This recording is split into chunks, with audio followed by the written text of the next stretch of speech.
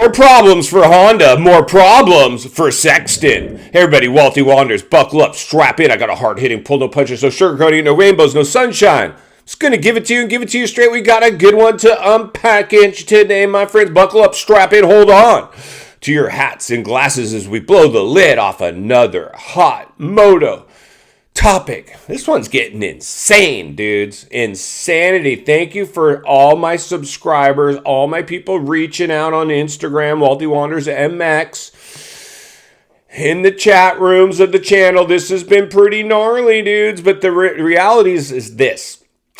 Honda's in trouble. I hate to say it. I'm just the messenger. Don't shoot the messenger, my friends. Honda's in trouble. Here's what. They've spent a bunch of money first on Kenny, no championship. Then they spent a bunch of money on Sexton, still no championship 3 years later. And it doesn't appear it's coming.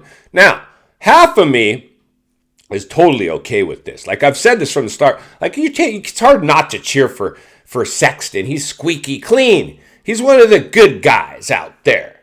It's hard not to cheer for Sexton. But I don't really feel too bad for Honda, because what I see them doing is ushering in the Lawrence brothers. And because they watered it down with jets and donuts in the stadiums trying to sell you BS, like buy a t-shirt, a hat, something that's going to last. A donut. We've minimized the industry to donut selling, bros. I don't know, but we'll get past that, out of the problem, and in the solution. And the solution is understanding the waters we're swimming in, acknowledging the elephant in the room. The elephant in the room currently, for me personally, is Honda is not going to get a championship this year. It is not looking good. It just shows, even when you're midway into the season and your star rider in the premier class, as you buy time until you can put Donut Eater up in there, is tossing it, even when he's all by himself, not even pressured from behind. That's a pretty big one, my friend. So I just don't think even in a clutch moment, down to the wire, a championship on the line, I just don't know if Sexton is got it in him quite yet. Now, like I said, I'm halfway excited about this because even though I love Honda, I ride Honda, I've been on teams like Triple X where we're Honda supported. It's not necessarily about the brand as it is the industry itself being a little bit watered down, manufactured. You see, back in the day, it was very core. It was high-flying action sports. It was not mainstream. And what I see is an attempt to take it mainstream. And that's why I kind of like this World Supercross, because they're at least trying to recapture some of its allure that it had in its heyday. And I just think we've moved it too far away from that. But that's a different video.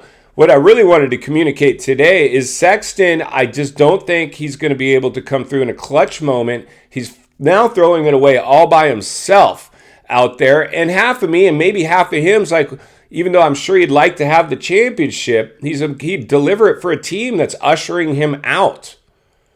Anyway, his time there is borrowed. He already might have a deal signed somewhere else anyway.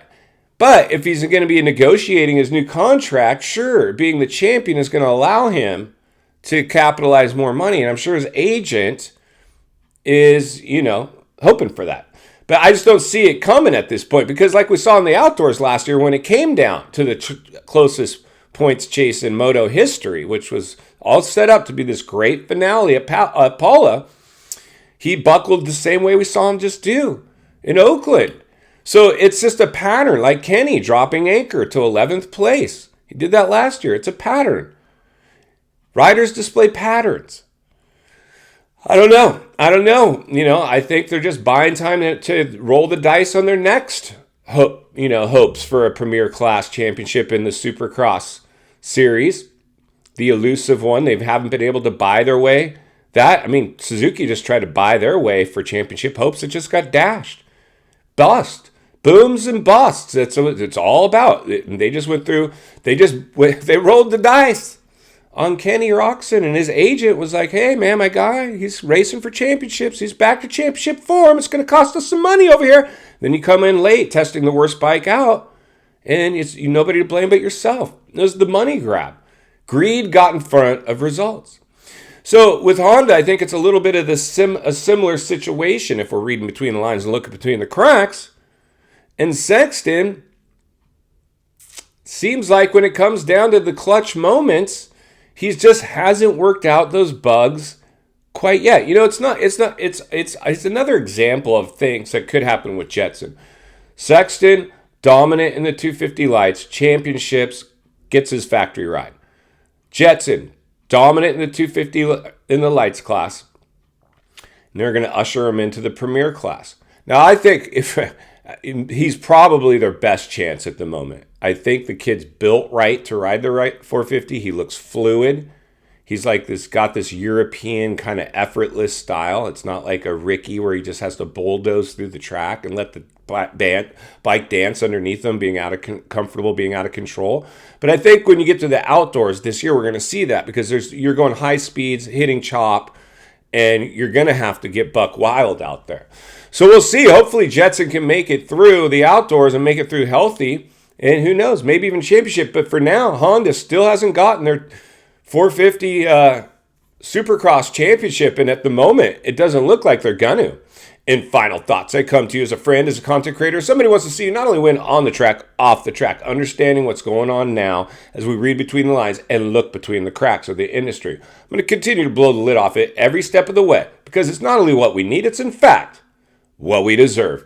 If you appreciate the content, I'm going to humbly ask you to give the video a like, subscribe to the channel, leave a comment below. I'd love to hear from you. Social media link in the description of this video if you'd like to contact me there. And if you enjoyed this video, I know you're going to love the next video on your screen. And there's an easy subscribe icon for your convenience. As always, thank you for your time. Don't go over the bars today. We will see you on the next video.